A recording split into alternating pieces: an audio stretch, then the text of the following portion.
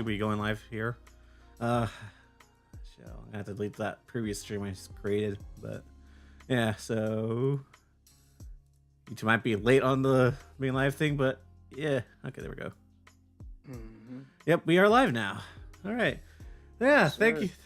Sorry for those technical difficulties there, but yeah. That's what it is. Trust me, it happens to me all the time. That's why I gotta play music. Play music and my shit just set everything up. I play music for 45 minutes setting shit up. You know? Oh yeah. I get it.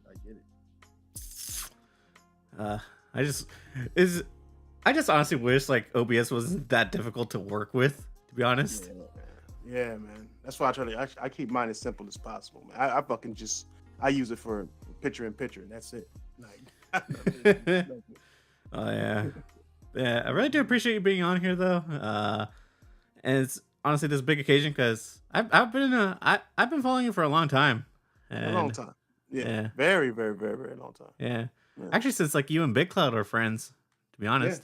Yeah, real talk. We still are. Me and Big Cloud is cool, man. Contrary to, you know, we've talked it out. Yeah. You know what I'm saying? Shout out to Jez and not Jez. Shout out to Gaz and Blaze. Hooking that up, and like Blaze didn't like me because Big Cloud didn't like me, and he cool with Jazz. Gaz, and Gaz was like, nah, bro, like Thrash is cool, man. Like, go talk to him. So he went and talked to me, and then we talk it out, and then like, fuck that, I'm about to get Big Cloud in here, man. Call Big Cloud. Or we talked it out, man, and you know, I'm like, bro, I never really have problems with people. You know, people just have problems with me. I mean, but when you ask them, when you talk about the reasons why, it always turns out to be some little shit, you know, or some shit that ain't really that serious. Because I'm not really going that far. I can go far if I wanted to go that far, but I'm not that type of guy to go that far. Yeah. Well, we'll get into your YouTube stuff a little bit later. I always like to get into people's gaming histories a little bit. I hope you don't. I hope you don't mind. But oh no, of course not. I'm an advocate of it. All right. Yeah. Well, I always like to begin with asking my guests, like, you know, like the first consoles they started on. So, as a kid, I don't know if I can say I started on, but Atari. My dad was a gamer. My brother is a gamer, and my older brother. So, I would watch them play Atari. They'll give me a controller unplugged and shit, and I'm thinking I'm playing. And in fact, I didn't even know that until recently, like a couple of years ago. My brother told me, like, man, yeah, you was playing Atari, all right, but controller was unplugged, bro. You thought you was playing. And I'm like, damn, I was one of those kids that, you know, you get a controller unplugged, they don't know. Oh no, you got tricked by your dad. yeah, you know. So the first game I remember is skiing on Atari. You just fucking ski down a mountain and go through the little flags. That's the first game I remember playing as a kid, man. So was it a fun game at all, or was it just like whatever? I mean, for what it was, you know what I mean? I was, like I said, I was real young, bro. So yeah, it was, you know, I was just happy to play fucking video games, bro. I was just happy. I wasn't even thinking about it as video games. I just saw my big brother and my pops do it all the time, so I would, you know, you naturally want to do it too. Yeah. And you know, I mean, what really got me into gaming was basically Nintendo TurboGrafx 16. Those are ones I actually like had for me myself. All that age, the Genesis age, Game Boy, NES, Sega Master System, you know, like anywhere I can get a game, anywhere I could play a game, I would play it. So like nice. that generation I would play, yeah. So you didn't really stick to one console then at that time? Nah, I think back then nobody did really. I mean, it used to be like gaming parties, you know, like to where I would have a NES and my best friends, they had a Genesis, you know what I'm saying, or I had a Super Nintendo, they had a Genesis. Yeah. And I'll just bring the Super Nintendo over and we just fucking play games, bro. Like, let's play. We're gonna play today. You know, it was never, you know, a thought about I got Genesis, you got Nintendo. Even with the commercials, well, Genesis does what Nintendo don't. Well, to be fair, owning those consoles back then wasn't cheap, right? So it's like not everyone had both systems. Yeah, that's true. They were way more expensive. Even games were expensive, more expensive than today. And you know, it was like a neighborhood thing. It was like a true community because it was like you go to this friend's house and he had Street Fighter on the NES. You go to this friend's house, he had Mortal Kombat on Genesis. You go to this friend's house, you know, it just depend on where you at is what you played really. But mainly I was an arcade guy as a kid. So I was as a kid, that was at the arcades. Yeah, that was my mainstay. So any main arcade games that you used to play? Street Fighter Championship Edition, bro. I was a little kid whooping everybody's ass. I had a line of people. I would always have a line of people, bro. Okay, you said what? I was gonna say I think you earn more respect from me because I'm actually I'm a pretty big fan of Street Fighters. I grew up with Street Fighters 4. Oh yeah, see, I grew up with Street Fighter 2, Street Fighter 2 Championship Edition. I mean, it was a pizza shop right down the street, bro, next to a watch house. So I go wash my clothes and bro, like, you know, I barely had any money, bro. So, you know, I would have like 2 quarters. You know, I had to make that shit last. But then I'd play Street Fighter and I'd be on damn near the whole time because everybody's putting their quarters in and I'm beating everybody. So I was just, it was, and I was like little, I'm talking little kid. So you're probably that kid that everyone wanted to beat there. Oh, for sure. Yeah, for sure, bro. Like I was up there, man. I didn't really have too many people fucking with me. And back then, there were arcades like just randomly everywhere, bro. Like there was arcades, I'm not arcade. Yeah, arcade cabinets in like 7-Eleven, bro. Like, you know, watch houses and fucking what do you call them stores now? Walgreens and shit. Not Walgreens, but Newberry. I think they said shit shut down. But they would have like, and each one had like different cabinets. Like Newberry's had all the Neo Geos. So you go there, you play all your Neo Geo games. Or you go to the 7-Eleven, they had Street Fighter in 7-Eleven. Or you go to this pizza shop and had Mortal Kombat in this pizza shop. You know what I mean? Like, so it was just, depending on where you went, Meryl, it was a better time for gaming because I feel like gaming was more everywhere as far as arcades go. To where you couldn't really go anywhere. Now you go to these places with arcades like Dave and Buster's and they have bullshit ass games, like disrespectful level bullshit games. Like I just like one button finishers or like a fighting. I forgot what fighting game. I think it's Injustice, where like no matter who wins, you both lose. Like, like if you win, you got to put another quarter in or another shredded in or whatever. Like even if you win. Wait, did they have that for the arcades? Yeah. It was stupid too. It's not even. It's really you have an attack button, a block button, and a special button. That's it. You know what I'm saying? It's just like, I'm like, what the fuck? I mean, I hated Dave & Buster's since. Because back when Dave & Buster's first came out, they had real arcades. And I remember being in one of those, playing Street Fighter. I think it was Street Fighter, Super Street Fighter, or Street Fighter Turbo, one of those. And I had a line again, but then this one fucking guy from Dave & Buster's came and beat my ass with Dowsem. So it was like, it was a good time. I think that was my first time going to Dave & Buster's. But then I haven't went for years and came back and they had all this bullshit ass games. Just like, man, they fucking ruined everything.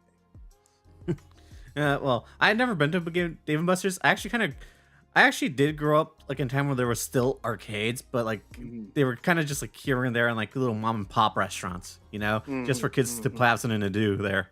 Yeah, exactly. Why their parents drink and shit. Yeah.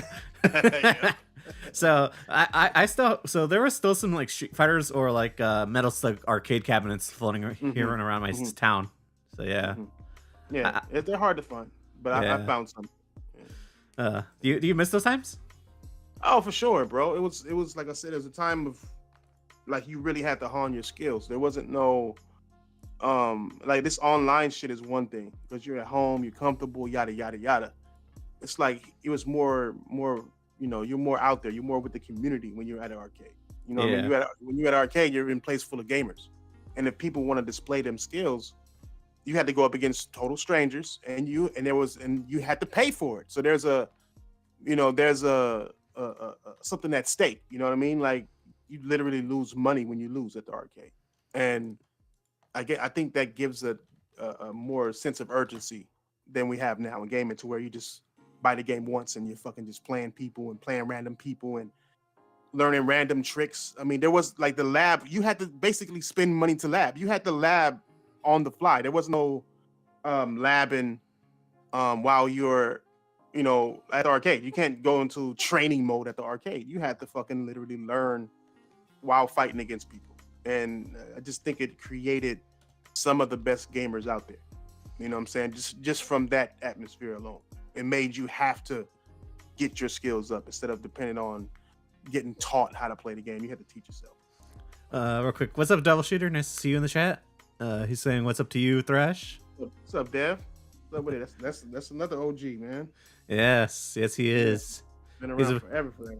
Yeah. He's been a big part of the channel, watching every show. Yeah, big shout out to him. Yeah, that's a great guy, man. That's one of my favorite dudes on the internet. Yeah. Well, okay. So moving on, I actually want to ask you to name your top 5 favorite games of all time. Ooh, all time? God, that's shit. Well, it would be Street Fighter 2 for sure. Solid choice. Metal Gear. Trying to think of games that I just couldn't put down. Oh, Deus Ex. Deus Ex? Yeah, the whole series. Mainly the newer ones. Yeah, but Deus Ex. Persona series. And Final Fantasy series. Yeah. Oh no, fuck.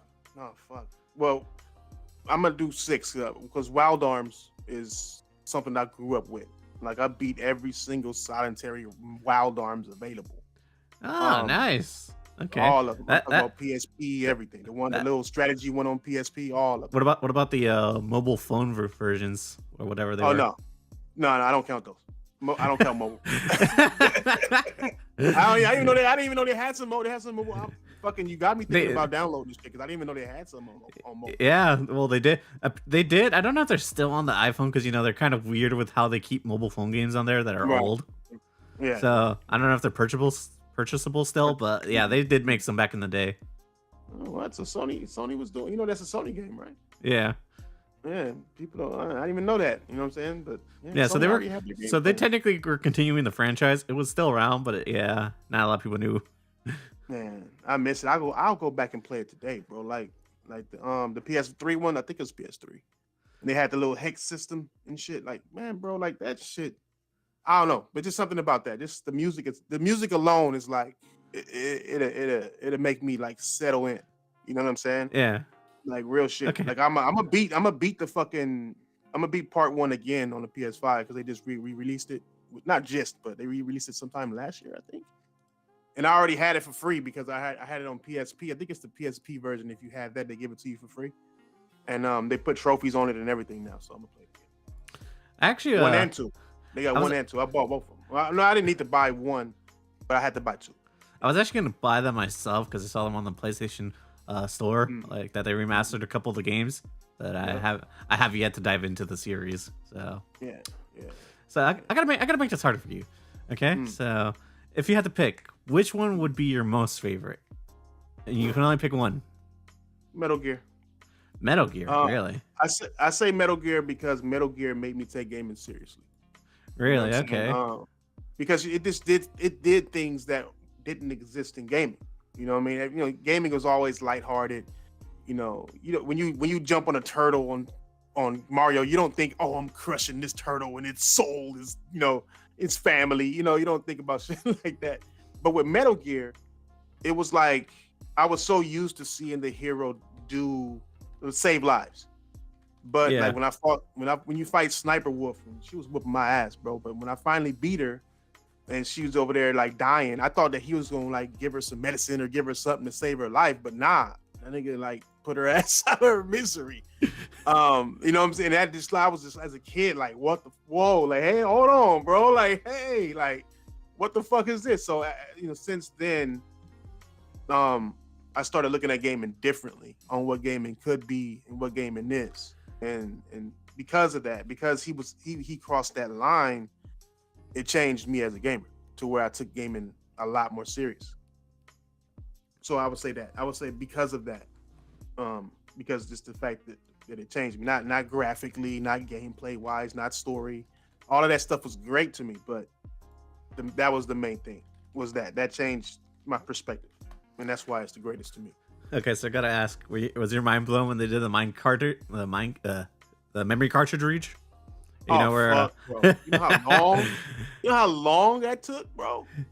Like it was just like you know fucking how long that took, dog. Like because we love and back then, like I said, I grew up. I didn't grow up rich, so we had one copy, one PlayStation, and we would share like we all pieced up on buying the game when it first came out. And there was a lot of hype behind it. You know what I mean? And so we all got our money together and bought it. You know what I mean? So we were basically sharing it. You know what I'm saying? But we all had one console. It was basically sharing the console as well. And he's like my friend, so it was my homie's console. So like I would take the PlayStation, he would take it. Like we would all take it, and we all got stuck on that part. And we all fucking like trying to figure it out. So we all came over and we all just fucking like, how the fuck do we fucking like? What the fuck is he talking about?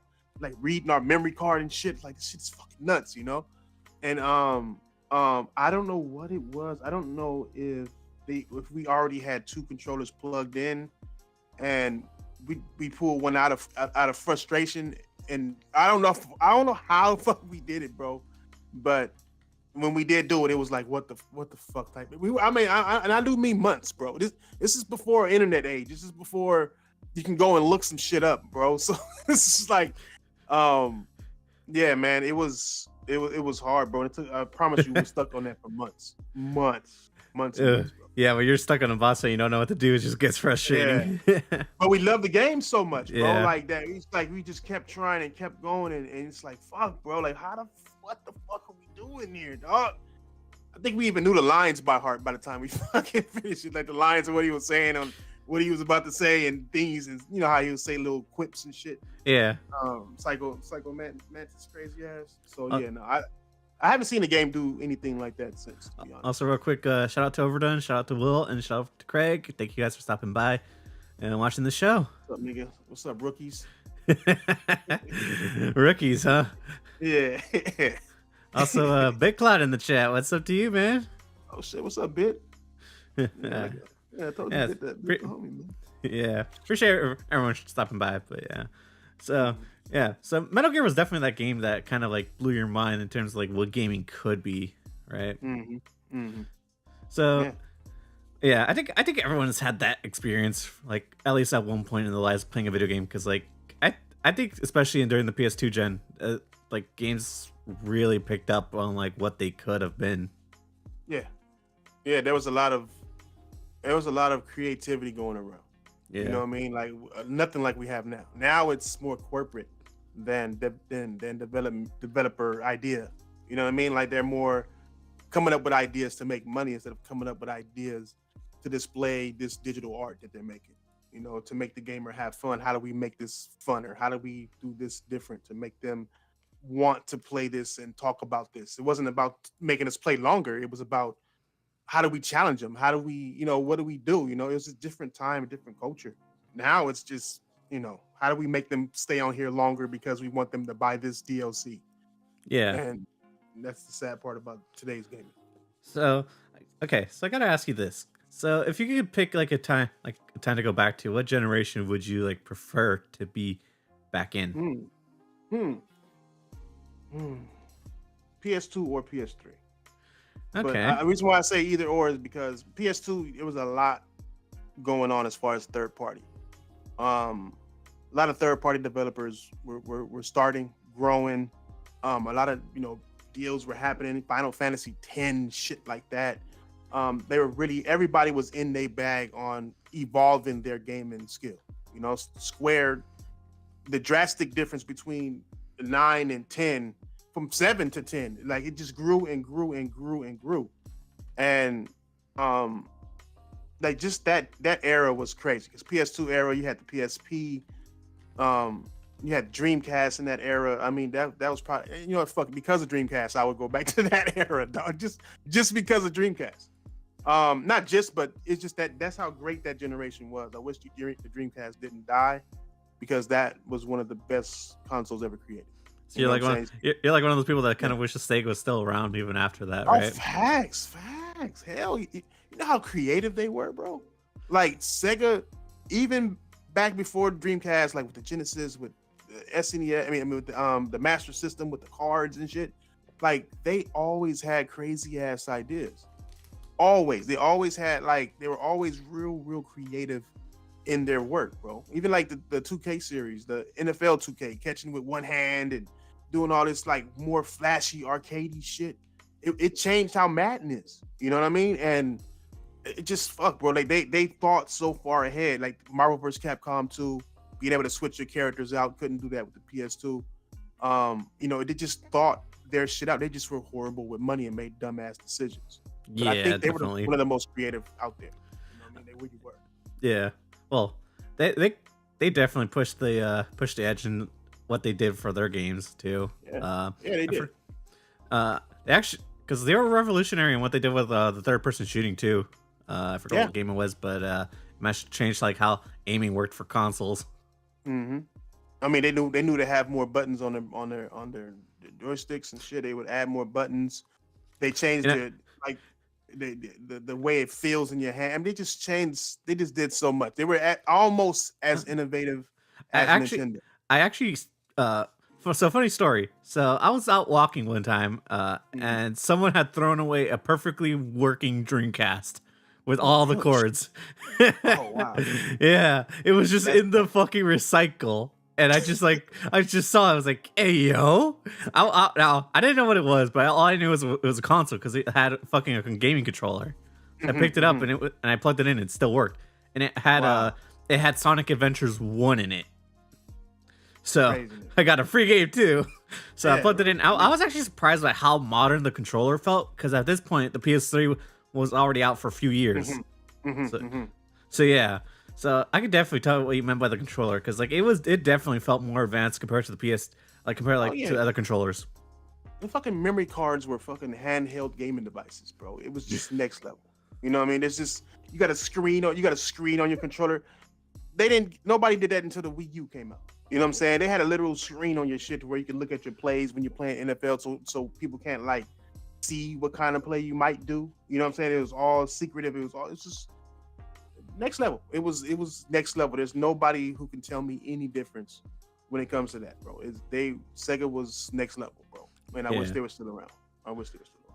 Yeah, definitely. Well, they are still around. They're just not the console wise though. It's not the console. That's what I'm saying. They need to like hire Nintendo, Sony, hell, Microsoft need to find out the minds, but get that team back together because they ran out of money and they had some innovative ass ideas, bro. Like some innovative ass ideas.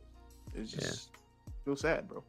All right. So I always like to throw this question out there just to get people's brainstormings because I know it's always easy to talk about like people's favorite games, but I want to know what your least favorite game of all time is. Least favorite game of all time.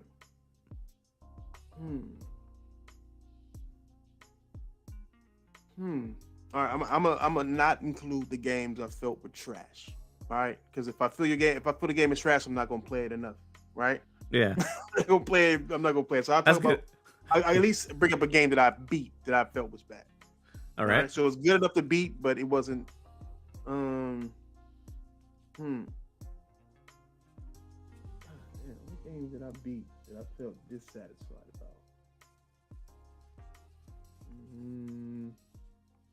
I would say, no, I don't want to say that. Afraid to get your. Because I don't want to. Because you know, if I say it's bad, then you know, it's got to be bad, bro. But I mean, it just has to be your least favorite. It doesn't have to be. No. Yeah, I know. It's in the PS3 era. It's Binary Domain. Really? Some people love that game. Yeah, some people love that game. I actually picked it up. I did not like ago. that game. Yeah, I did not like that fucking game, bro. I did not like Binary Domain. I mean, I liked it enough to play it and beat it, but I just wasn't satisfied. Fair enough. What about it turned you off about it, or just the controls and gameplay? The gameplay wise, how dumb your teammates were. Sega wasn't the best at third-person shooters. I can vouch for that because I actually played a Yakuza Dead Souls, which they for some reason turned into a third-person shooter. It felt like you were driving a tank. It did not feel good, man. I tried to go back to tank controls too, like try to because I have the Tomb Raider, Oh, bro, that must feel remastered rough. collection. Yeah, oh, the tank. I had to turn that shit. I had to go back to modern, bro. I'm like, God, I can't believe I used to play this like this. It's like learning to walk all over again, man. It was not. I couldn't do it. I heard what's it called? The original Resident Evil were the worst with tank controls. Yeah, they were. That I think the tank controls helped you be scared because it was just so hard to control. Yeah, and like you got a slow ass zombie coming at you, but you gotta fucking stop, turn, fucking then press the walk button or whatever the fuck, and then turn and shoot, and it just it was you gotta get into a knife stance. But no, it was it was a tank control game too. At first I didn't like Resident Evil at first. I didn't, but then I became a fan. I didn't like it at first. It took me a minute to beat it. It took me a minute to play it, let alone beat it. And then I beat it right when I beat it. Part 2 came out, and then part 2 was just the shit. Part 2 was the shit back then. And then that just I beat all of them ever since. You know what I'm saying? Okay, so you know what I'm saying? Code Veronica was my shit. Resident Evil 0, all of you're a Code Veronica fan, huh? Oh fuck yeah, Leonardo DiCaprio. Oh, no, not Leonardo DiCaprio. It was guy that looked like the dude that played on Terminator. The little boy on Terminator, John Connor, but the young John Connor on Terminator. Oh yeah, Part 2. Yeah. He looked similar to him. People was always saying that shit, but no, I liked it. I love that one actually. That's one of my favorite Resident Evils. All right. So, seeing as you mentioned the Dreamcast and how big of a fan you were of Sega, I take it it was either one of Sega's consoles that was one of your favorite consoles of all time, or what was your favorite console? Period. Favorite console of all time? Yeah. Yes, I was the SNES. SNES, really? Yeah, SNES had some bangers on it, bro. That's back when Mario was the shit. Zelda was on there. I mean, they had all of them, bro. Fucking Super Metroid, bro. Like, yeah. Fuck. You know what I'm saying? Like, I just never took you as a Nintendo guy because I don't know. I've seen your opinions of Nintendo recently, and you're not. I know you're not too big of a fan of their games. Well, not. But currently, like I like some of the games. I like everybody has something that I like. You know what I'm saying? Like everything from Gears of War to whatever Sony comes out that's good to whatever Nintendo comes out that's good. But then, sometimes I'm not gonna sit there and pretend when something's not good just because I like. Certain games doesn't mean I'm gonna like your console. Yeah. You know what I'm saying? But no. Yeah. It's the SNES. Okay. Yeah. What are your best moments for that console? Like game wise? Super Mario. Man, main thing to come to mind is Super Mario. Super Mario was this World? Was it Super Mario World? Yeah, I think it was Super Mario. I beat that too many times.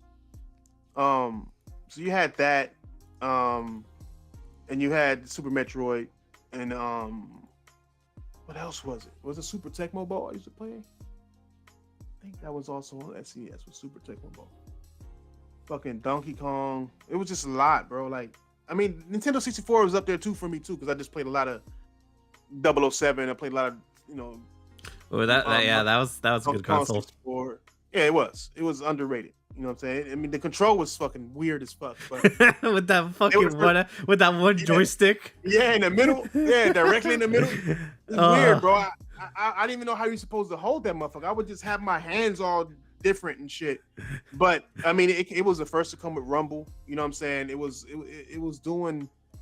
I mean, Nintendo was always like that, but the 64 didn't have that big of a library like that. It did, but it didn't. It just those times was good. I mean, 007 was crazy. That's when Rare was crazy. Rare was doing their whole thing.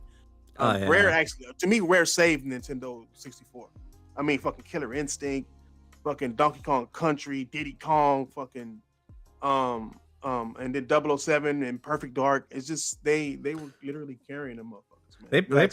Well, I like to think of them as like the people that saved fucking Donkey Kong from irrelevancy.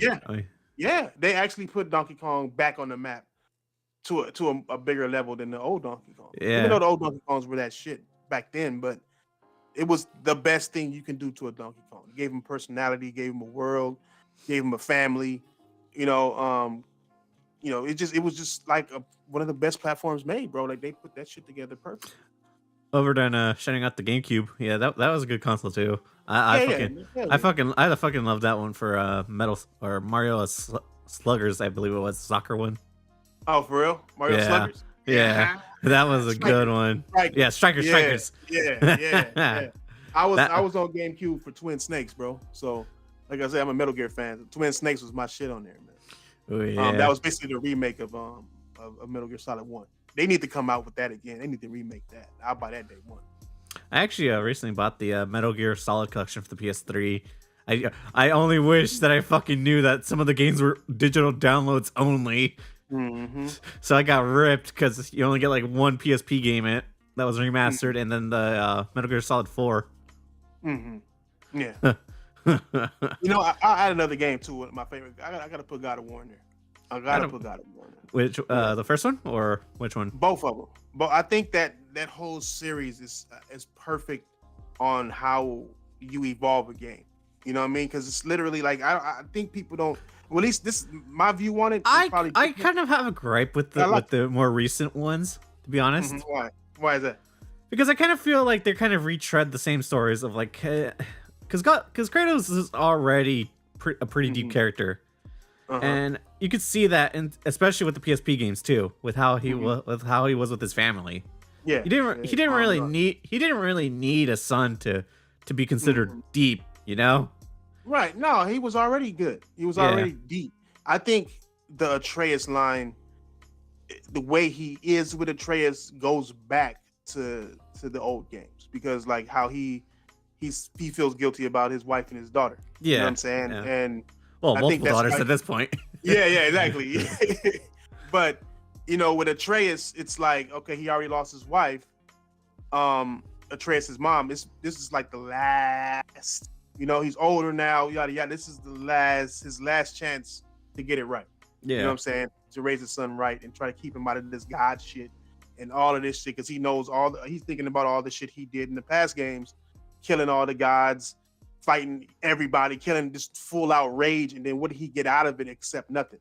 You know what I'm saying? Like he did all of that shit and he threw it all away. He didn't want shit.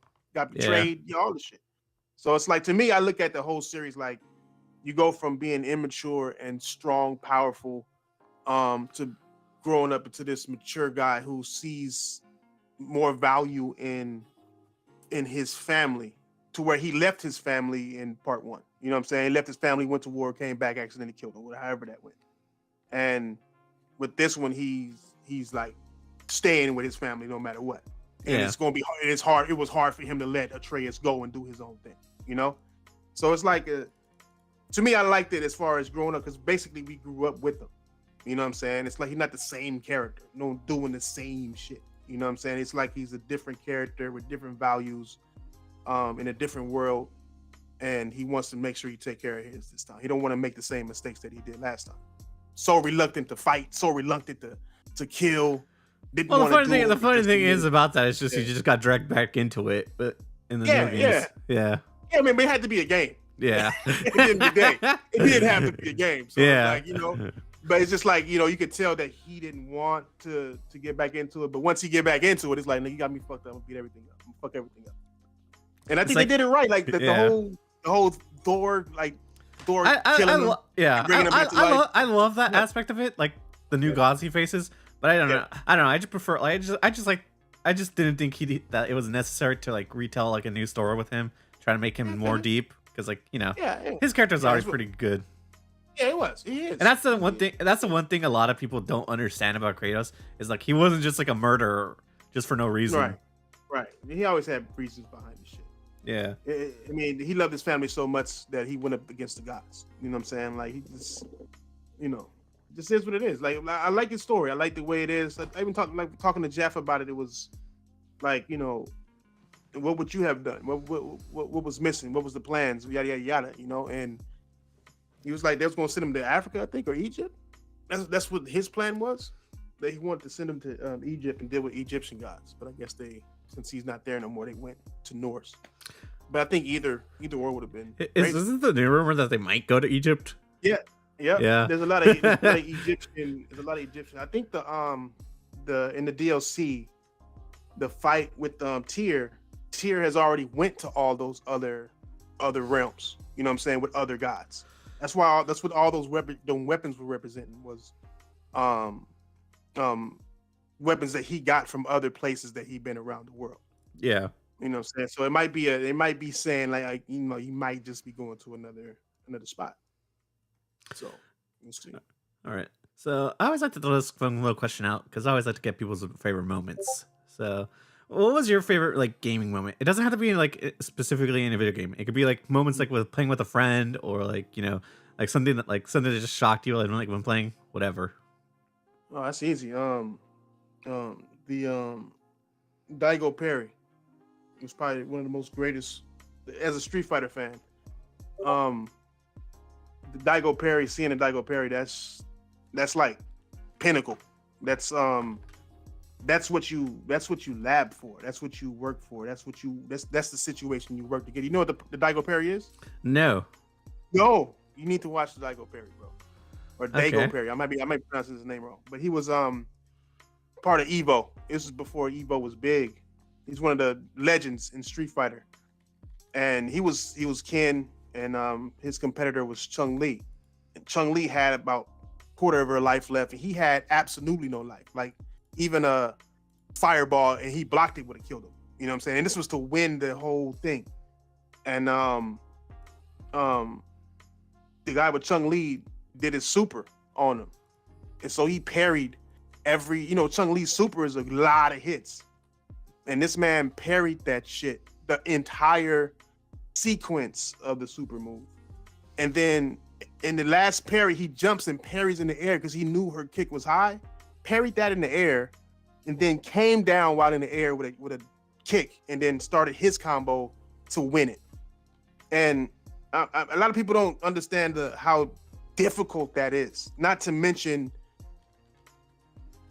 how difficult that is to train for. Like, because you can't just train for one. You don't know that you're gonna fight Chung Li and this is gonna happen.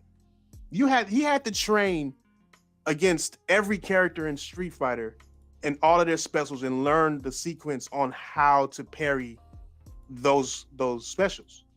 Yeah. Just in case he was in a situation where he couldn't block.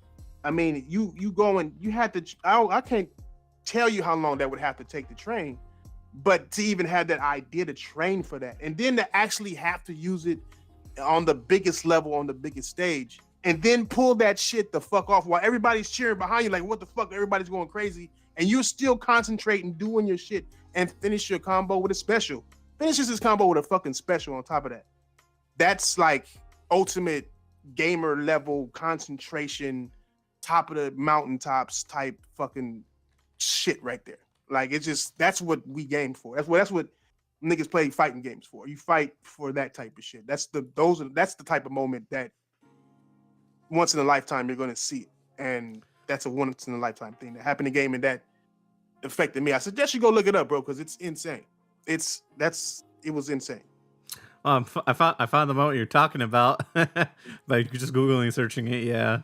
I think they actually just show the parry moment that he did. Yeah, so, yeah. It's nuts, bro. The situation is nuts. I wasn't thinking more about the situation. I was thinking about how much labbing he had to do. Like how deep his lab schedule is. Like, because you can lab combos, you can lab, defense against certain players, but this man was labbing defense against specials while you had no life. Like, I didn't even think about labbing no shit like that. You know what I'm saying? And this motherfucker had to lab that to get that shit down perfect.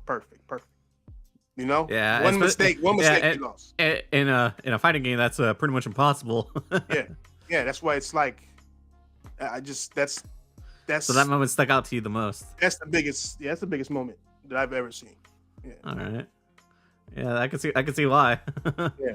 Especially if you were there seeing that live too. That would have been. Yeah, I wish I was, bro. I wish I was there live. It'd have been crazy, bro. Like, what the fuck? How the fuck? I would have had to get his autograph, and I don't even get autographs. I'd have been like, sign my shoelaces real quick, bro. Like, I don't, you know what I'm saying? Like, I can't. You know what I mean? Like, it was just a crazy time, man. But we don't have gamers like that no more. He's still gaming though. He's out there still playing Street Fighter, whooping ass. But we don't have. It's just not like, it's not the same, man. Like, these gamers are soft. Well, you kind of still do with the Smash community at least. There's a lot of big and that there. takes a lot of labbing. You know what I'm saying? A lot Yeah. of because there's a lot of different scenarios that you're in that. And you have to Yeah. lab for different scenarios. Also, real quick, I forgot to mention. So I don't know if you're watching the stream live right now, but I'm just saying this because I know because we were talking about Donkey Kong earlier. But for the personality I chose for you for the background, because I make everything in dreams. So the personality I chose was King K. Rool from Donkey Kong. Oh, see, there it is. King K. Rool, Yep. Also, shout out to Wise in the chat. The Smash community is great. They're also very smelly, from what I heard. yeah, they're almost as smelly as the PC community. Almost. Oh man, that's a disrespect right there. Hey, you know it's true. It's true. You're in a hot room with a hot ass fucking PC that has fans blowing in it, and no. You know what? I won't lie. My fucking room gets pretty hot in here, especially when I stream. I'm telling you. Hey, you ain't wrong there. PCs are great for the winter. You know. Yep. Good wintertime device. When it's hot, when it's cold here, it gets fucking cold in California. Oh so, yeah. Yeah. So it's only in my room where it's really hot. Exactly. I'm telling you. Exactly. So I know what you're talking about there. Mm-hmm. Right. So I'm gonna ask this final question related to gaming. All right. So I always like to do this for people because I always like to get their stance on where they think gaming is. So, do you think gaming is in a good place or in a bad place? Because we always have this talk about live services are ruining games, or microtransactions ruining games, or just a bunch of that stuff, or games are being just made broken or anything. So I just want to get your stance on where you think gaming is right now. I think there's too many pretenders in gaming as far as the internet is concerned. And then I think that there's too many people letting the salesman run the narrative. I think that gamers have forgotten how much power they have and how easy it is to flex that power. The companies that we have right now, PlayStation, Nintendo, Xbox, you go from loud to medium to quiet. That's the Xbox loud, PlayStation medium, and Nintendo quiet. And the quiet ones are the ones that are making a ton of money when it comes to overall from gaming, because they spend less and they make more. And PlayStation, they like to take a lot of risks, but at the same time, they don't want to be left behind on to where they think the gaming community is going. And then Microsoft is trying very hard to become relevant. Sorry, real quick, fucking Wise's comment. He goes, Pong was the last great AAA IP. Pong. Oh, Pong. Yep. Asteroids and shit. Yes. I think these companies are. I think they made the mistake of following the dollar. Well, the dollar and PC. I think changing the narrative to frame rates and resolution over actual gameplay, and gamers wanting to use that as the first impression instead of actual gameplay, put them in a bad place because they want to make more beautiful artwork. A lot of them do, and gamers also want 60 frames per second, 4K, and it's just not possible to push gaming forward if that's what your focus is. Like I tell people all the time, like right now we're supposed to be 4K 60 regular, right? Because last generation it was supposed to be 4K 60, right? And especially with the Pro, the PS4 Pro and the Xbox One X, 4K 60 was supposed to be, where we're supposed to be going. But then we get into this generation and we getting some 60 frames per second games, but then they're not 4K. So if you want 4K, you're gonna have to be 30 frames per second. And then with the Xbox, they got a whole other thing going with how they built their shit, so it's kind of fucked up over there anyways. But Nintendo was doing Nintendo. Nintendo don't give a fuck about 60 frames per second or 4K. You know what I mean? So now you got Nintendo making a Zelda, which shouldn't even exist on the Nintendo Switch for the power that it has, and to be expansive as it is, and how much it actually does, and being as vertical as it is. But it's because they're more focused on gameplay than they are graphics, than they are resolution and frame rate. So it's like with PlayStation, they're finding themselves, they want to make high quality games, but they're going to have to make a choice in between frame rates and resolution. So it's just all of this. How about just focusing? Because all of our great games that come out aren't 4K 60. I mean, fuck, I don't even think we've had really any great games that were totally 4K native 60 frames per second locked. I just don't see too many as far as also being graphically compelling. And I think that they need to get back into the freedom of actually just doing art and not worrying about all that shit. Because PC gamers are going to worry about it, as they should, because they pay so much for it. You know what I mean? Like, they pay so much in hardware that they just mainly want to test their fucking hardware out. And so they're going to want games to be 60 just because they paid for 60 frame. Console gamers, we pay a set price that's cheaper than PC. And the goal for developers should be utilizing what's in that box as a singular box. But now everybody wants to move out and do other shit. Sony is doing it the right way, as far as if they're going to put a game on PC, they bought an entire developer to do that for them. So that way, say Naughty Dog or Sony Santa Monica or whomever can focus on making a PlayStation-based game and still get all of the perks out of the PlayStation as they can. And then people like Nexus can then take it and then worry about porting it to PC and doing the work for PC. That way you don't lose that art focus. That's why they did that. And that's smart. Microsoft is making their teams make all of these different fucking types of the same game. And it's taking longer for their games to come out. That's why these games are taking, fucking Hellblade's taking 7 years and it's shorter than the first one. And it's because Microsoft isn't giving, they have to make a fucking Xbox Series S version, an Xbox Series X version, and a PC version. And they're probably working on the PS5 version as we speak right now too. And it's like, I don't think that's fair for them as a developer, because they're not used to that. Like when they put out Hellblade 1, they only had a PS4 version to work on. That's it. And that's what they made. And then the PC version, if they did that. And then Microsoft bought them. And then after that, now we got to come out with a Nintendo version. I mean, look at how Call of Duty has to do now. Call of Duty has to make a PS5, probably a PS5 Pro, an Xbox Series X, an Xbox Series S, PC, and Nintendo Switch. There's going to have to be 6 different versions of Call of Duty to come out yearly. And I don't think that's going to happen. I don't see it happening. And I think that's the problem. It's a lot more greed going on and nobody thinking logically about the things that they put out. And so the gaming community is fucked off because there's too much fighting over shit that don't matter.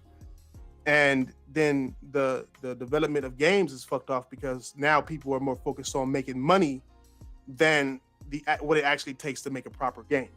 And only Nintendo is the one sitting there at the bottom making the most money and selling the most consoles, but they're quiet because they're doing their own thing the way they want to do it. And I think gaming needs to get back to doing their thing the way they want to do it instead of trying to force themselves to make money. So I think it's just a big super fuck ups that's just happening left and right. All right. I mean, I will say I don't think making games for multiple platforms is kind of a problem, but that's just me. No, so why not? Why not? I don't know. I just because Elaborate. because PCs it's already kind of like making for different platforms because there's always going to be different builds for like how people make their computers and what graphics cards to use, so different resolutions and all that. So I don't think it's that hard for consoles. Since consoles are already pretty much PCs. Well, yes and no, because there are different rules and regulations to consoles. But then think about it like this: name me a PC exclusive that's better than God of War on the PS4. Well, the thing about PCs is that there's never going to be exclusive because it's an open platform. It's like when you go to a store and as far as a PC. Okay, how about this? Name me a game that utilizes the 4090 like to its fullest. You see, that's gonna be hard because I don't have a 4090, so I don't know what Well, game. but then but you should know a game, right? That utilizes it, because it should be that big, right? It should be something that fantastic. But the thing is, PC don't have that. PC is dependent on third party because it's an open platform. It's an open business. It's not in competition with consoles. It's its own thing, and they can't utilize the power of the PC because it's too far spread out.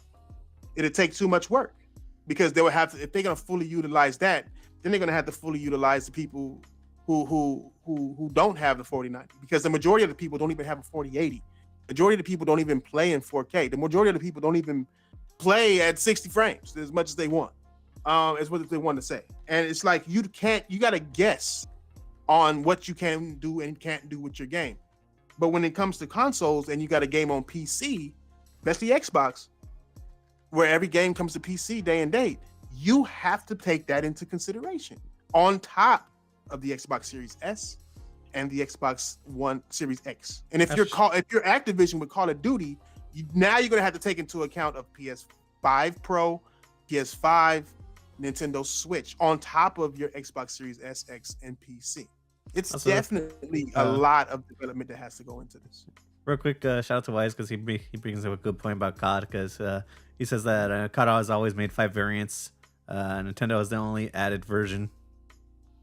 No, that's not because they did because I think the perfect example would be Black Ops 3, which they did for like the PS4, PS3, and 360 and Xbox One, and they also did the PC version too. They sure did. They did all of that, right? Or even say Modern Warfare 3, where they did all those that you just named, plus Nintendo Wii U and the DS, right? They did all of that. And then they dropped Nintendo right after that. They stopped making them games for Nintendo right after that. And it's because it was too much on them. Costed them too much money. It was too much on them. That was one of the worst Call of Duties to come out. And they didn't make too much money on Nintendo. But now now they want to repeat that process all over again. It's like, and on top of that, Call of Duty has a 3-year cycle, right? That a lot of people don't realize that they have 3 different developers who put out a different Call of Duty every year. So when that one is out, the other one got 2 years, or actually 2-year cycle, I think, because you got 2 years for those 2 developers to put out their Call of Duties. So that whole time they're working on their Call of Duty, and by the time that's done, they get to put that out, right? But now that Microsoft cut 1,900 people, mainly from AB, I can't even say K because I don't think they cut anybody from King. But they made massive cuts for the people who make Call of Duty. And on top of that, now we have the Call of Duty that's free to play, which needs attention that wasn't existing back in the Black Ops 3 days on the 360.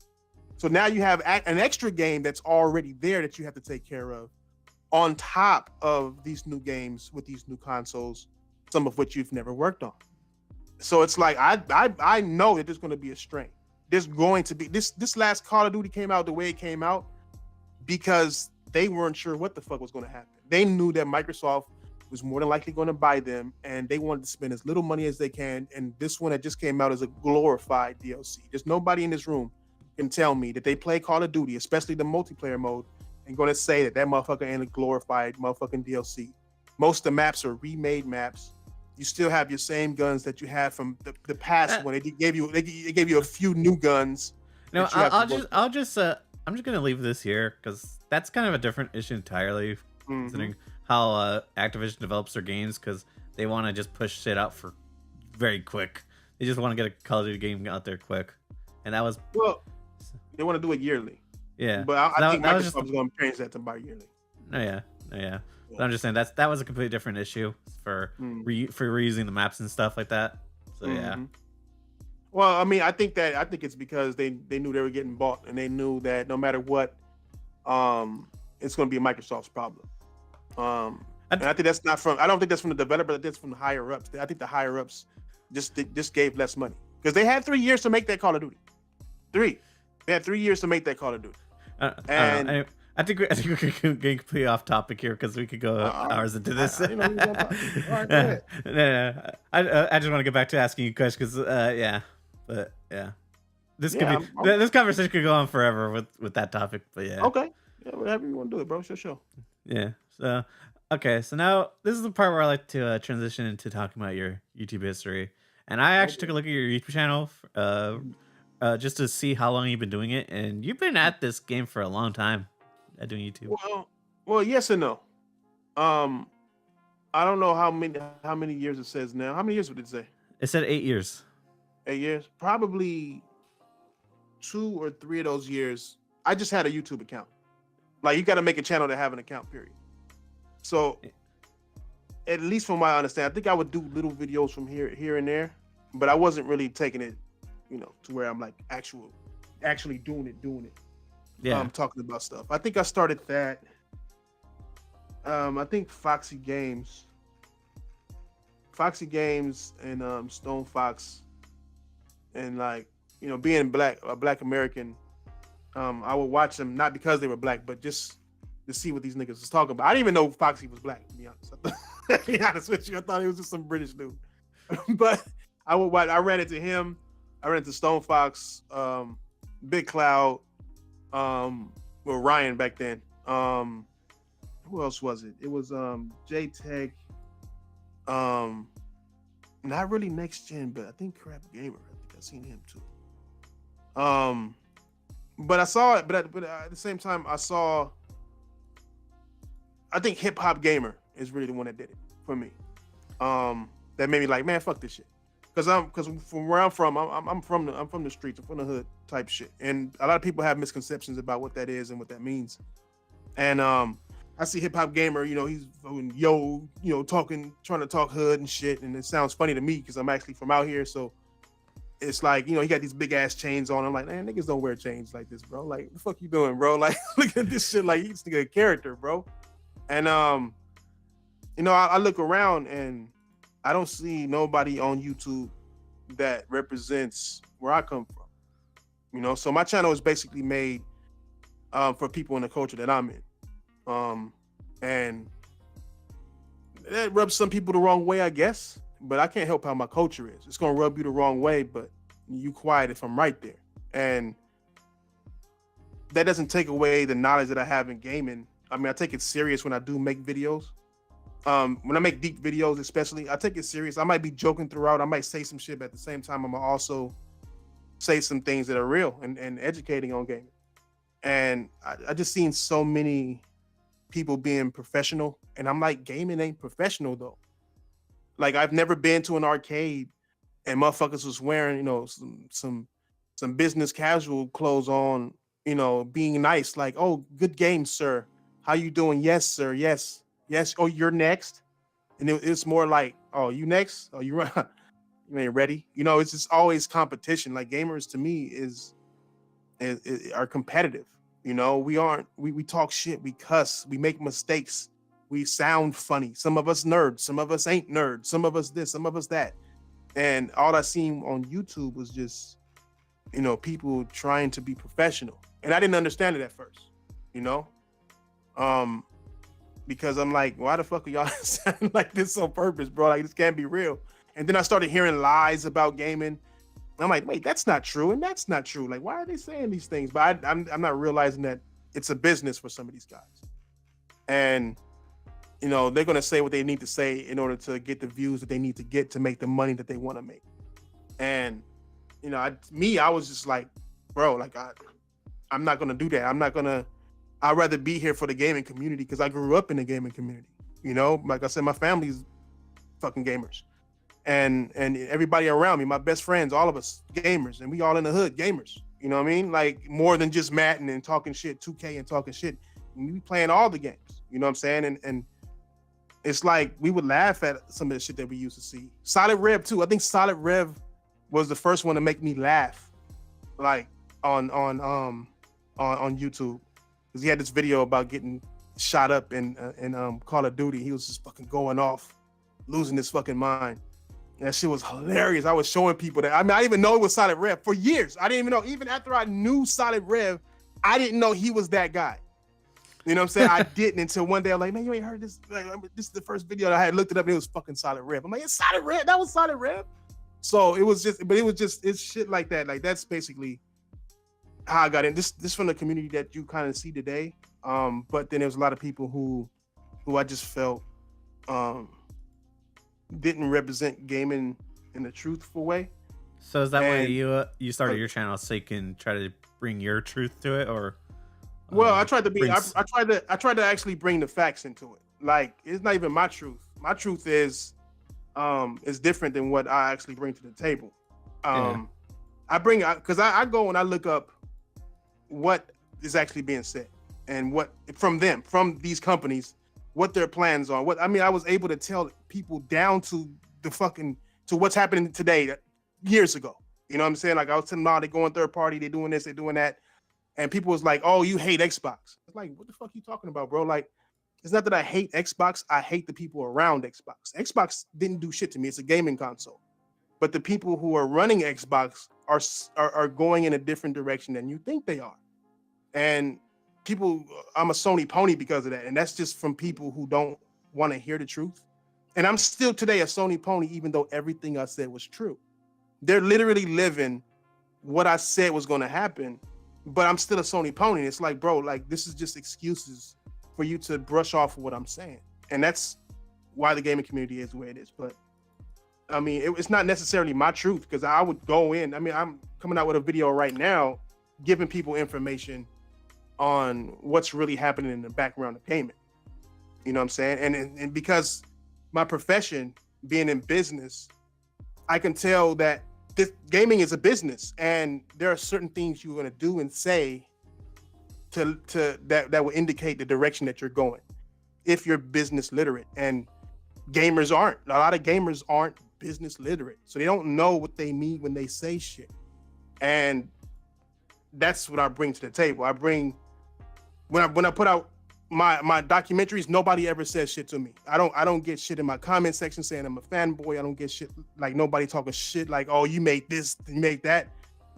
It's when I make those documentaries, it's because it's Phil Spencer saying it, or it's Sarah Bond, or it's Jim Ryan, you know, and it's just the way I do it is different because I'm not looking for money. I'm looking to just give the facts from them and not the facts from me. Because the facts from me is if I'm not researching something and I'm gonna just see what I see.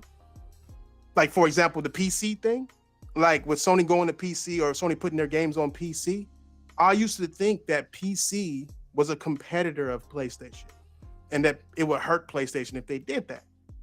And after I went and I studied up and I went and checked everything, and then I realized like, wait a minute, like no, actually PC doesn't really exist the way people think it does.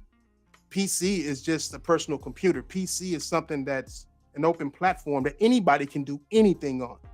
You can buy a horse on a fucking PC. You can fucking make a horse on a PC with a 3D printer. You can fucking do cryptocurrency. You can do all of this different stuff. A PC is an open platform, and the main reason behind a PC isn't gaming. Gaming isn't the main function of PC. Most people who own a PC don't game. And most people who own a PC don't have a rig that was custom made to run games. And it's when it comes to PlayStation, Xbox, Nintendo, these are devices that are dedicated to gaming and gaming alone. Everybody who owns one are gamers. So it's like when you look at it, they don't sell it in the same store section in the store. They don't sell it for the same prices. They don't have a brand on PC like that. You could get Alienware and all of that shit. But at the same time, it's just you can't get 7 types of PlayStation made by different companies. You get 7 types of PCs made from different companies because that's how open that platform is.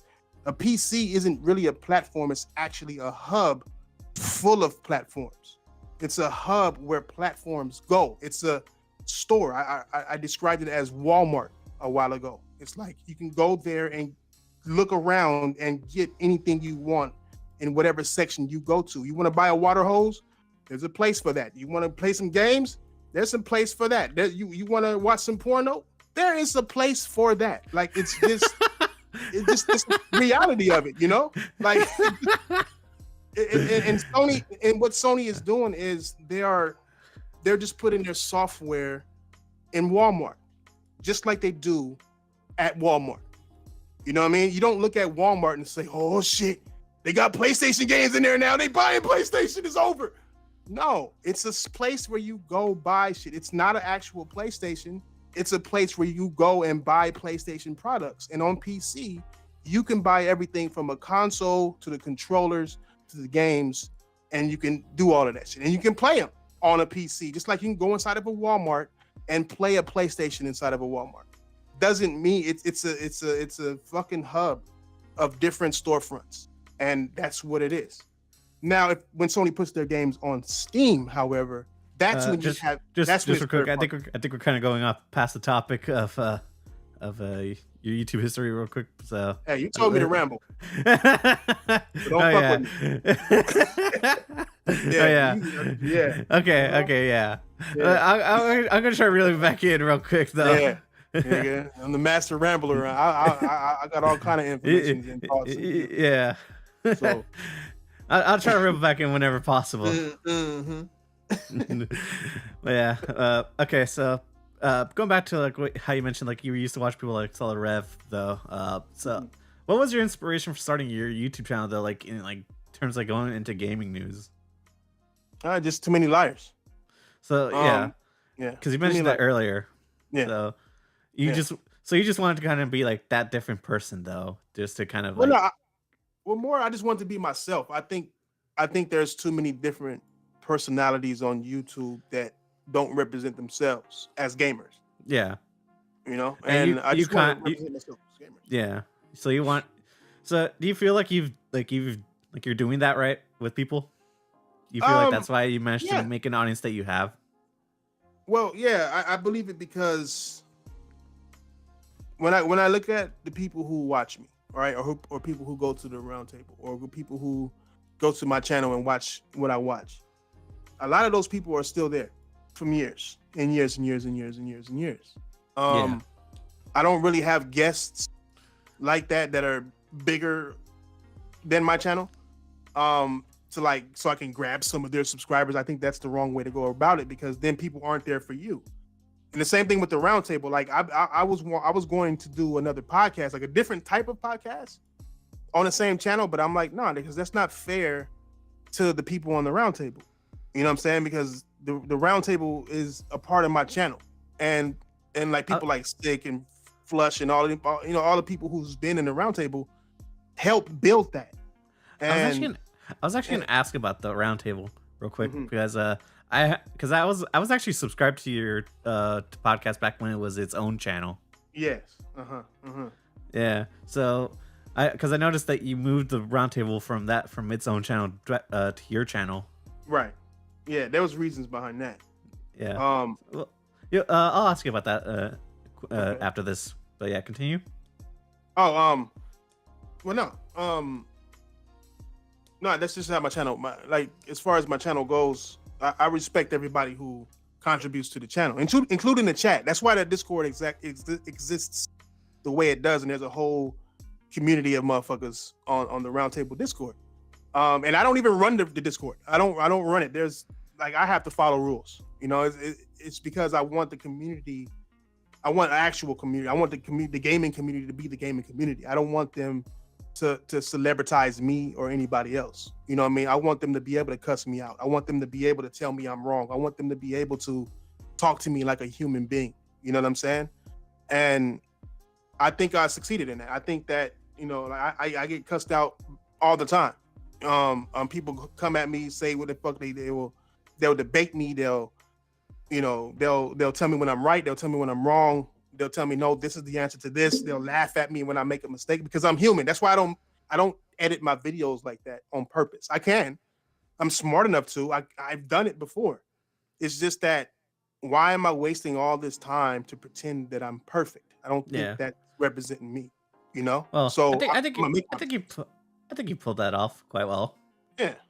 Even if some people disagree with your channel, I think you pulled that off though. Yeah, I think so too. Yeah. So now I want to actually ask you about the podcast though. So you what was the reason for starting your podcast? Well, back when we was on a Truth podcast, the Truth podcast ended suddenly. right? It ended. Yeah. Ryan ended it. He wanted to start a new one, and which was cool. I had already started the roundtable, but I kind of seen it happening. But with Ryan's podcast, the Truth Podcast, still one of the greatest gaming podcasts to ever exist. Um, I didn't have the freedom to do what I wanted to do myself or how I wanted to do it. So it was on Ryan's channel. It was a Ryan created podcast, and I respected that. You know what I'm saying? So I was doing a roundtable on that at the same time, but I guess the roundtable got invented because I wanted to be able to do things my way. I wanted the podcast for my people. You know what I'm saying? For people who are like me. You know what I'm saying? And I was allowed to be myself on the Truth Podcast. It's not like he told me to be a certain way. No, I'm not saying it like that. It's just that I had a respect. You had your for own his vision, channel. right? Yeah, I had a respect for his channel. I wasn't going to force my vision onto his channel. I mean, it doesn't make sense. So that's what I did. That's why the roundtable is called that, is because I want people to, like, gamers to be able to come and say, like, kind of like how the roundtable is in the movies with Excalibur and all that shit, where you have the roundtable of niggas. And it's also played because KingThrash, but at the same time, it was more of, I wanted gamers of all ilk to be able to come, and that's why the roundtable is open to this day, to where it's not like you got to ask to be invited or you got to ask to come in. And the link is at the top. You can come in and sit at the table anytime you want and say whatever you want, disagree, agree, whatever. I gotta ask about that. So don't you get worried that like that might make things like a bit overcrowded when like you're like talking with so many people? Like I said, I grew up in the arcades, man. So, and I grew up in playing games with a family of people or a group of friends. So, I don't mind the chaos of a channel of people, everybody saying they shit at the same time, and the strongest voice gets to win it. Sometimes I gotta be like, hey, let them talk, let them say, because some guys I know don't have that.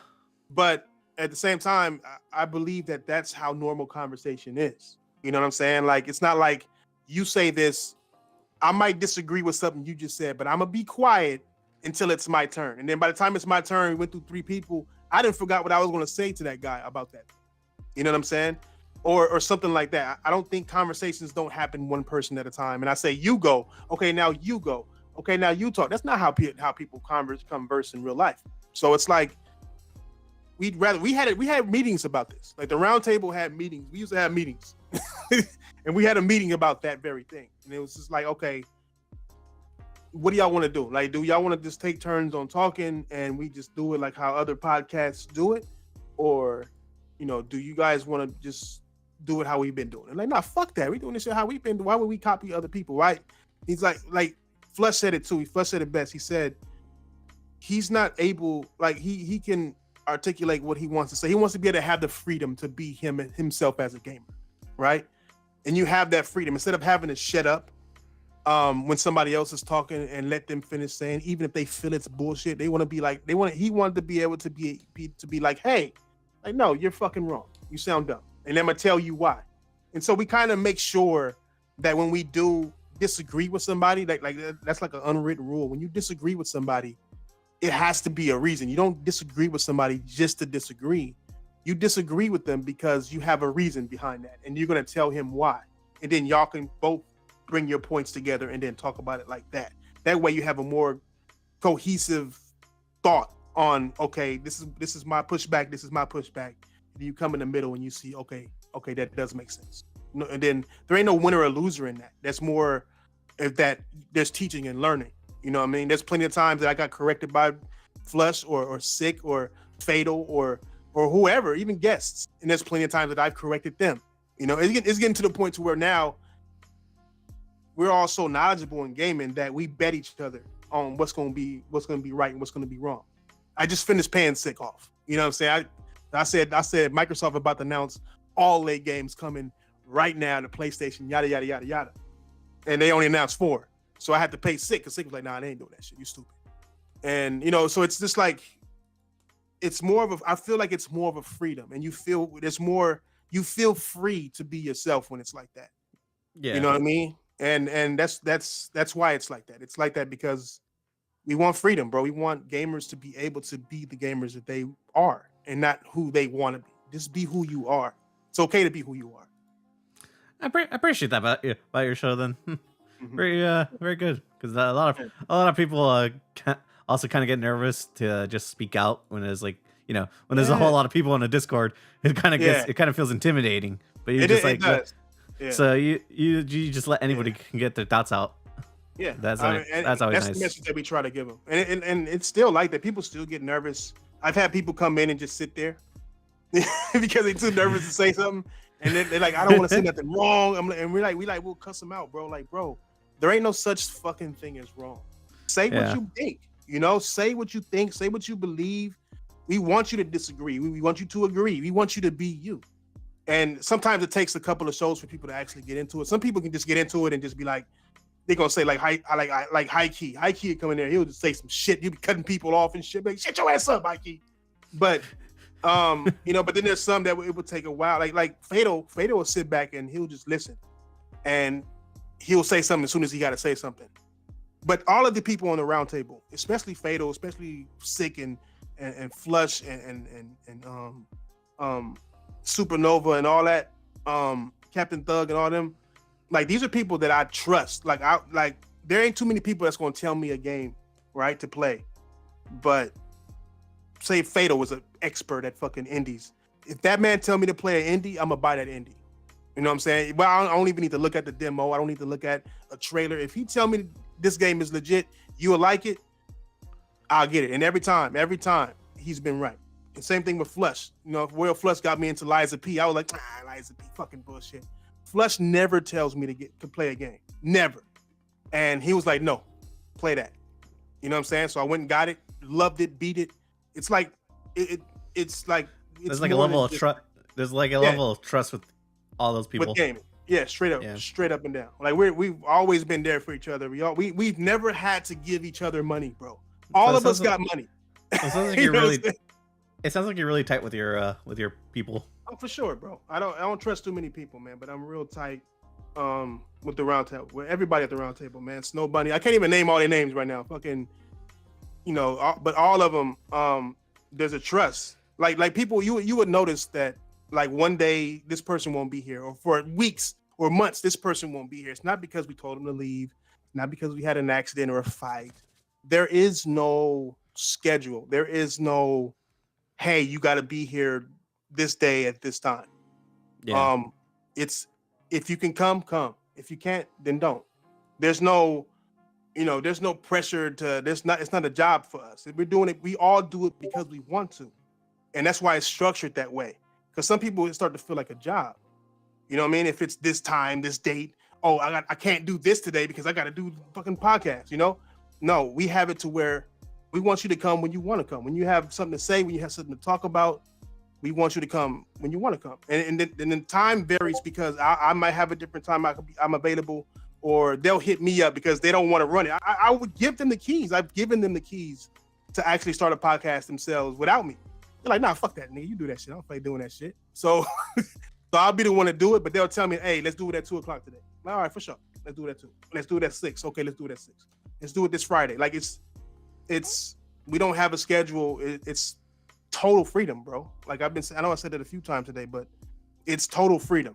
Like the podcast is going to come and show when it comes and shows, and we don't know who's going to be there. So, I never know. I was just going to ask about that because you guys haven't uploaded a episode since 2 weeks ago. Yeah. Is that why? Well, I'm working now. I got another. I'm working a new job that is a bigger company than what I've been working in. I was truck driving for a little bit, you know what I'm saying? But now I'm back doing account management. And I'm doing it for a giant company right now. And I don't have time to even do my own videos, my regular videos. You know what I'm saying? I'm gonna do a podcast today. Life's keeping you busy, huh?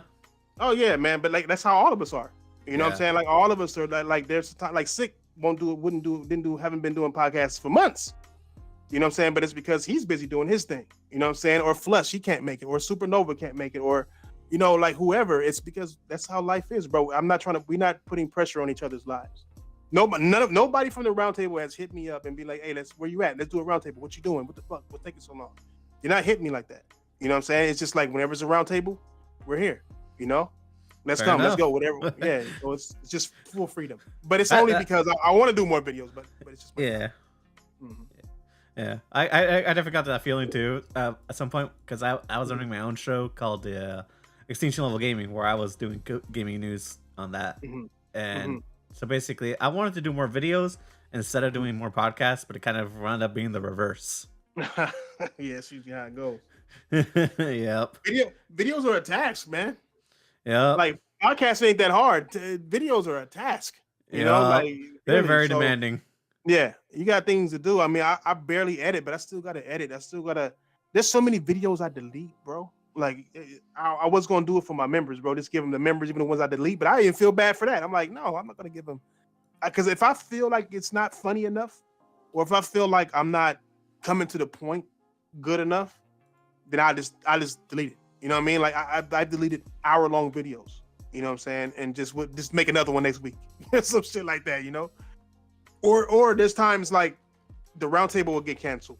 But like we'll be thinking about doing a round table, like somebody hit me up, and then they'll be like, you know what, fuck that. There ain't been no gaming news. Like, you know, there ain't nothing interesting to talk about. What the fuck are we gonna do? Just entertain these motherfuckers? Like, we're not in it for super chats, we're not in it for views, we're not in it for subscriptions. So it's not a job for us. We want to talk gaming to gamers about gaming. But if there's nothing to talk about, then fuck y'all, play some games.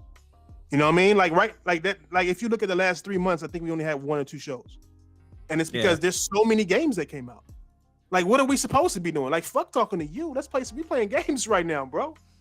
You know what I'm saying? That's what Sick was doing too. Like Final Fantasy, he done platinum Rise of Ronin already, but that takes time. We're gaming is the priority for us. You know what I mean? That's the priority. You know, I respect that. Yeah, YouTube, and that's not the priority. Gaming is a priority for us because we're gamers.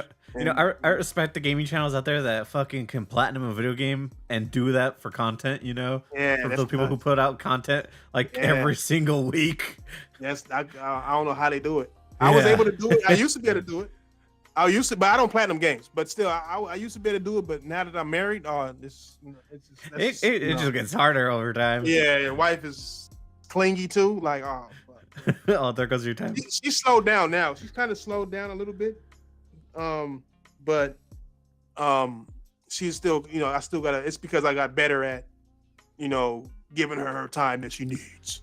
You know what I'm saying? I'm not even talking about fucking. I'm talking about like women. Like, they just need that quality time. They don't care what it is, bro. If you're playing a game, you're not paying attention to them. So it's the game. Like, but if you're watching a movie and not looking at them or talking to them, but watching a movie with them, that's like quality time. That's like, it's the same to me. It's the same thing. I'm like, bitch, sit next to me while watch me play the game. It's whatever. Same thing as watching a movie. But no, they need you to be, you know. We won't even sit on the same couch sometimes. Like, she'd be over there laid out, half on her phone, half watching the movie. I'm over here, half on my phone watching the movie. It's quality time to her. But, you know, that's just how relationships are, bro, like, when it comes to that. So now that I got a wife that's like that, plus this job, you know, it's kind of harder to do things. Plus these games coming out, it's just harder. Yeah. Well, definitely, especially with the new games becoming longer and longer, and bigger. It's just like, there's just too much time. Yeah, I haven't even played Final Fantasy like that yet. Yeah. Oh yeah, that's a time sinker, ain't it? Oh yeah, I haven't even got into it. I was playing Persona 3 again, beating that again because I love. It's in my top 5. It's one of my favorite RPGs, and I'm an RPG guy. And this has been an RPG generation, and it took me. I think I did like 140, 150 hours on Persona. Yeah. And I gotta kind of cleanse myself, so I've been playing like Uncharted and Tomb Raider. Like, I beat Uncharted. I haven't beat the new Tomb Raiders though. I beat the first new one. They came out in the PS3 and then PS4, but the other two. I will say, like, I'm not a big fan of the newer ones. I think they're kind of boring. Yeah, I mean, Horizon ruined it for me. I think Uncharted ruined it for me because, like, the Laura Cross personality is just fucking boring. Yeah, bland as fuck, bro. But she's talking to herself like, "Come on, Laura, and plus, come on, Laura," you know. when the only other character she interacts with is that it was that one dude, and he's not even in the game half the time. Yeah, exactly.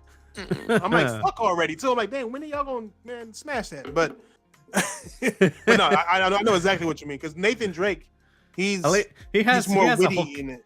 Yeah, and he has a whole cast behind him that makes him funnier too. Right, exactly. And then on top of that, I noticed like it's a lot of lazy work and well, I can't call it. I don't want to disrespect and call it lazy from the niggas who made Tomb Raider, but it's just after playing Uncharted, there's like there's like 18 animations for everything. It's like when you kill somebody in a certain way, like if you shoot him in the head with an arrow on Tomb Raider, right? He'll fall the same way every time, and no matter what enemy you shoot. So whereas if you do a headshot on Uncharted, they'll fall in a different way and different animation. It's like so much little minor animations and little quips, and it's different. Real quick, my friend Adam said Jonah had so many opportunities, but yeah, you know what I mean, like, bro, they couldn't do anything with him in those stories. No, he should have been fucking. That's why. That's what they just kept trying to keep that slight romance. I'm like, come on, you're not chasing her into the mountains for no reason, dog. I'm sorry, dog. Like you're not fucking Himalayans and shit. No, you're picking your afro out for no reason. Real quick, how do you feel about those new games that are going to be made, or that new game? I mean, because they said that they're not going to be doing the tomb raiding anymore. I think it's a mistake. Of course, don't make Tomb Raider then. It's the same thing like Assassin's Creed. Like Assassin's Creed, they had this section to where they were doing RPG elements too much. To where I agree with you. I'm a big fan of fucking Assassin's Creed, dog. Like same here. And I mean, I platinumed.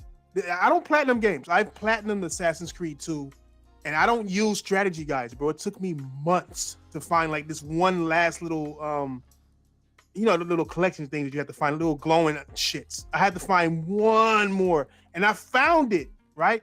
But then there was it was a glitch in the system or something to where it didn't give it to me. So I never had the platinum, and I guess they fixed it later and saw that I had it. So I got the platinum later. I never seen it pop or anything. I just happened to go back to it because I was pissed off about it years later, and it showed that I did have the platinum for it. So I'm like, okay, fucking bitches, fucking. But I love it that much to where I would fucking platinum an open world game without a strategy. I don't do strategy guides at all. So that's why I don't do platinums. And I love that series. Okay, real quick, I gotta ask you, which one's your favorite? Oh, two. The Ezio section. Good one. I'm kind of split between 2 and Black Flag. Black Flag is Black Flag is good. Black Flag was good. It was the last good one. Because I think the other one was good too. The one when they're in France and shit. Unity was cool. Yeah, that one had potential. Yeah. 3 was bad. The one with the Indians, that one I didn't. Yeah. That one had potential, but yeah. But then they got into this RPG shit, and one thing where I never beat them, right? Because it was a time like you're doing all the sneaking shit, and they still had the stealth game down good. And I got to one of these generals, and my level was one level below his, and he's asleep. And I stab him in the neck, and this motherfucker get up and one-shot me, right? And I'm like, what kind of a fucking assassin am I if I can't assassinate a sleeping guy? You know? But it's because of the RPG element. My level wasn't high enough to stab him in the neck and kill him. That's why I hate the RPG mechanics. I couldn't do it, bro. I was like, yeah. Because like the thing I liked about it too was like you could literally like walk and then stab somebody without nobody looking and keep going, and he would like slowly like crumble to the ground, and people like wondering what's happening, but you walking away all casual like, nobody know I did this. That's an assassin shit. But then when you get to this RPG shit, you do the same shit.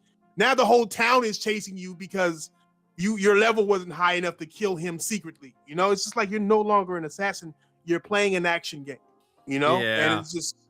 I just couldn't do it. I couldn't. Witcher Light is what I like to call it. Yeah, real talk. Really what it was.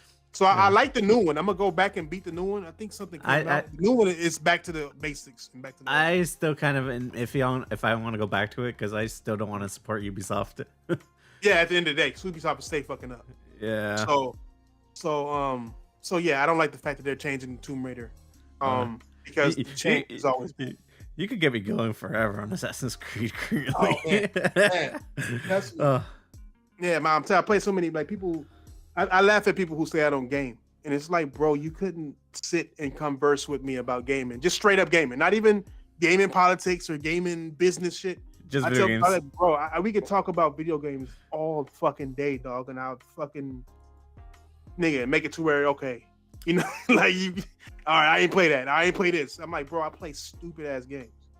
If you follow me on PSN, man, my PSN is KingThrash. My shit is always open. My name is KingThrash. Same as my PSN, and you see the games that I play, it's like you'd be like, "What?" I have so many people calling me like, "What the fuck are you playing? What the fuck is a chimbangu, whatever the fuck that is?" I'm like, "Bro, don't worry about it. If you don't know about it, it's because you don't know about it."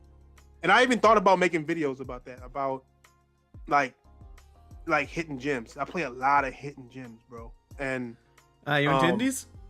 Yeah, hell yeah. What? Indies are some of the best games out there right now, man. Hell yeah. Okay. Respect. Yeah. Mad respect. Yeah, hell yeah. Like I said, that's why like Fato's a big indie guy too. And he that's why he calls me and tells me, he'll be like, hey bro, fucking play this shit, dog. Shut up. He'll be like, shut the fuck up, play this. I'm like, all right, bro, I got you. And I'll go and play it and it'll be the shit. And it's like it'll be a little ass fucking, you know, SNES quality game, but it'd be badass. They have some crazy ass mechanics. They'll come up with some crazy ass ideas. And yeah, man, I love all games, bro. Indie, AAA, doesn't matter. As long as it's a great game. All right. So yeah. All right. So I guess one of my last few questions is I wanted to ask you about your content. So because you've been putting out videos consistently for a while now. So do you have fun making your videos? Like just like editing them with what you do? I wouldn't do it. If otherwise. Because there's no other reason for me to do it. No, I have too much fun doing it, bro. I'll be at work. I'll be on my way to work, and I'll hear something like I'll play YouTube in the background, or I'll be driving and reading tweets like I shouldn't be doing. Oh no! and you know, I'll see it and I'll end up fucking like talking to my like, what the fuck is this? Like, hell no! Like, I got the fuck, like, you know, I like to debate. I like to making videos. I don't like to edit too much. I even know I can do it. It just takes a lot of time. Editing takes a lot of time, and yeah. I like to make them. I like to make documentaries. I like to make the funny videos. I like to make skits. I like to make music. I mean, I do so much on the channel, dog. It's insane. Like I do so much music, docs, let's plays, early releases. Fuck, I used to do reviews too, but I stopped doing them because I kind of want to respect the developer, so I would have to beat the game. And you know, if I don't beat it, I'm not going. That's fair. That's fair. Yeah, and if I do beat it, by the time I beat it, because I have so little time, it's too late for it. Doesn't make sense to even do a review. So yeah, I can talk about it. I think the best thing I would be able to do is just to play and show people live what games are hot or what games is underrated. You know, what games that are under the radar that are coming. There's a lot of them now. It's a lot. Like right now, the come up right now is Chinese games and Korean games. The Chinese and the Koreans are, if they keep going, I can't play them. I can't play them. They're too money hungry. Bruh, no, look, Stellar Blade is Korean.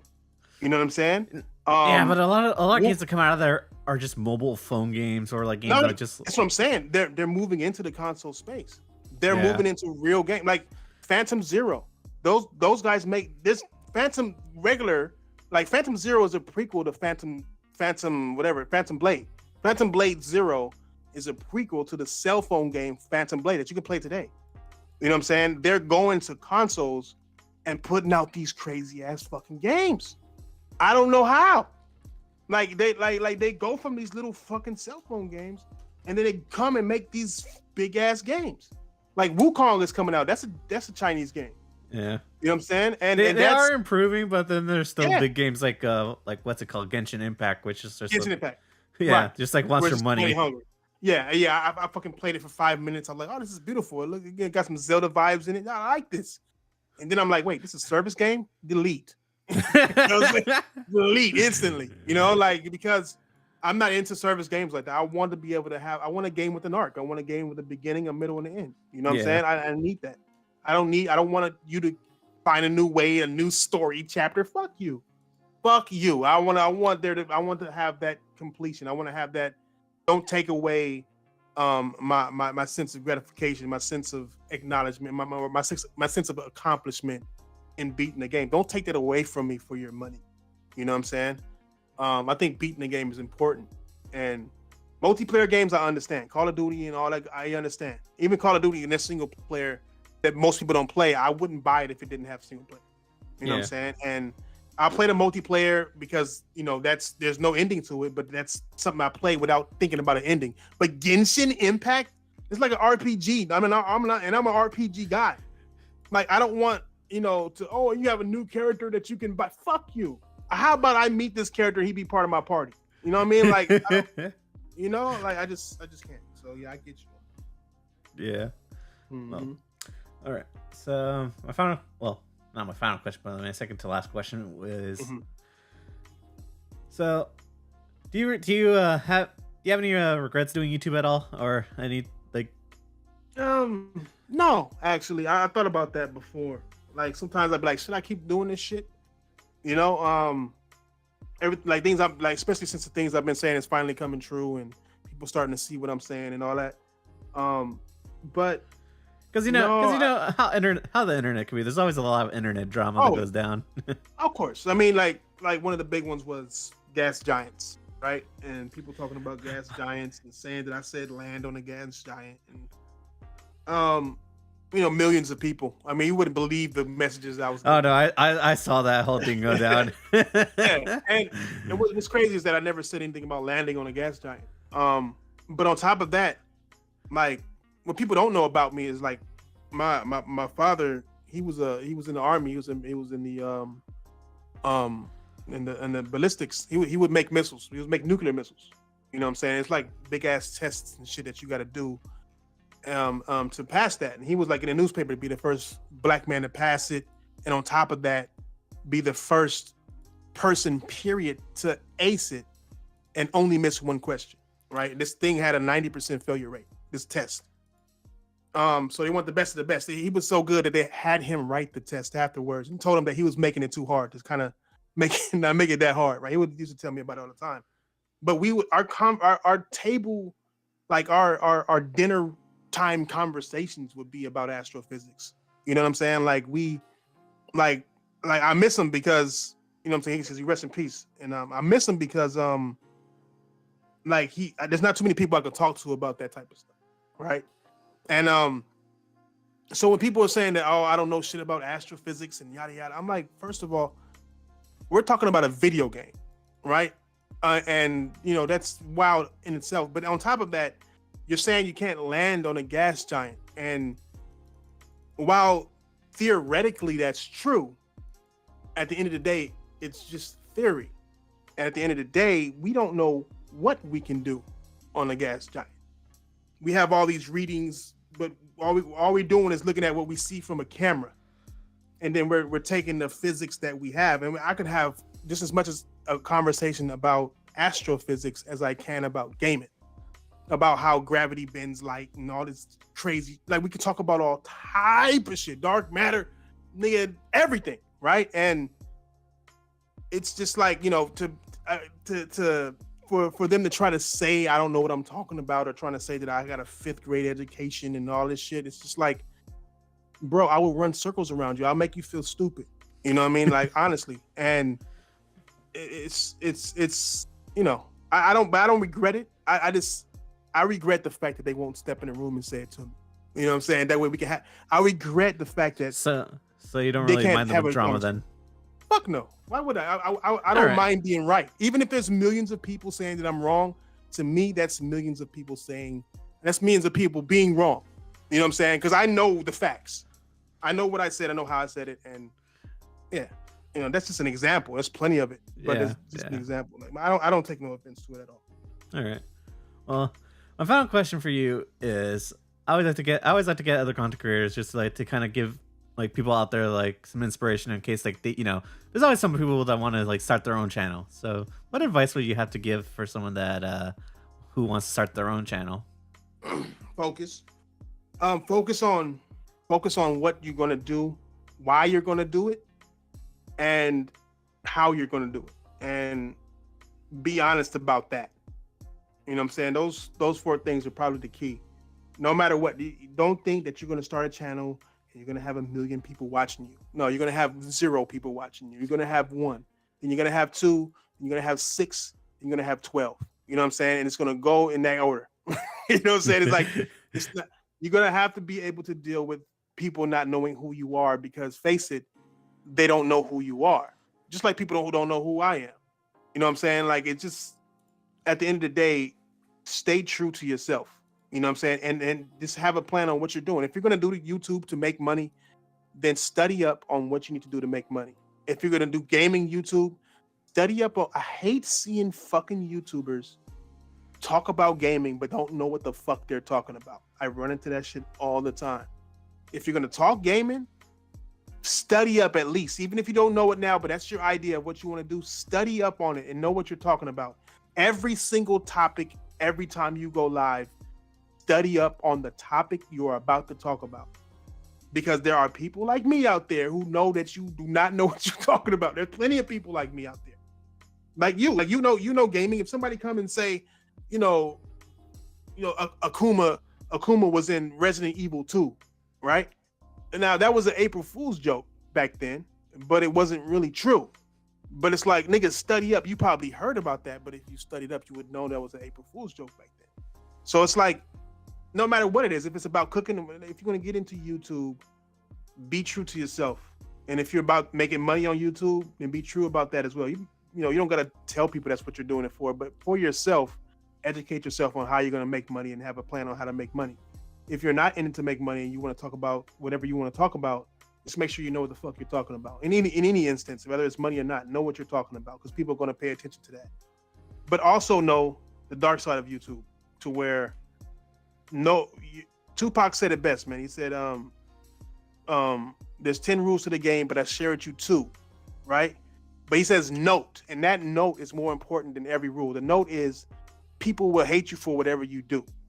And that's the truest thing that you can think of. No matter what you do, people are going to disagree with you. So do what you want to do. Don't do what others, don't do it to impress others. Don't do it to make other people satisfied.